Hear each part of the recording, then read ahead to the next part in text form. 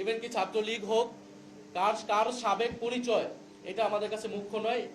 আজকে থেকে যখন কেউ এনসিপিতে আসবে, সে এনসিপির সংগঠক, এনসিপির নেতাকর্মী হিসেবে কাজ করবে, এনসিপির আদর্শকে ধারণ করেই কাজ করবে। যুক্ত হওয়া বিষয়ে আমি আরো দুই একটি কথা বলতে চাই, যে এখানে আমরা এনসিপি গঠিত হওয়ার সময় খুব পরিষ্কারভাবেই বলেছিলাম, এখনো যে আমাদের এনসিপিতে আমরা যুক্ত হওয়ার ক্ষেত্রে কার কি সাবেক পরিচয় এটা আমাদের কাছে মুখ্য নয়।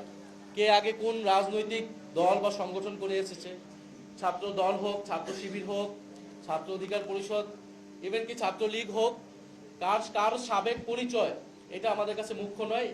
আজকে থেকে যখন কেউ এনসিপিতে আসবে, সে এনসিপির সংগঠক, এনসিপির নেতাকর্মী হিসেবে কাজ করবে, এনসিপির আদর্শকে ধারণ করেই কাজ করবে। তবে কোনো ফ্যাসিজমে অংশগ্রহণকারী, গণহত্যায় অংশগ্রহণকারী, গণহত্যাকে সমর্থনকারী, চাঁদাবাজ, দুর্নীতির যারা অভিযুক্ত, সন্ত্রাস, এই ধরনের কোনো ব্যক্তি কখনোই এনসিপিতে আসতে পারবে না, এনসিপিতে থাকতে পারবে না।